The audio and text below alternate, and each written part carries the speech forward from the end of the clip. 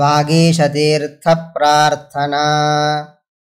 वागीशतीर्थमुनिवर्य भवद्दयाम्बु वागीशतीर्थमुनिवर्य भवद्दयाम्बु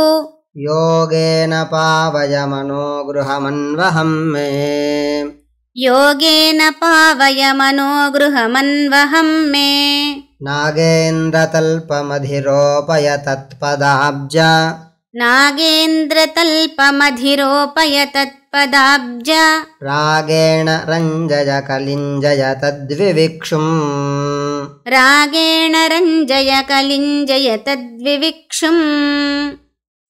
वागीशतीर्थमुनिवर्य भवद्दयाम्बुयोगेन पावय मनोगृहमन्वहं मे नागेन्द्रतल्पमधिरोपय तत्पदाब्ज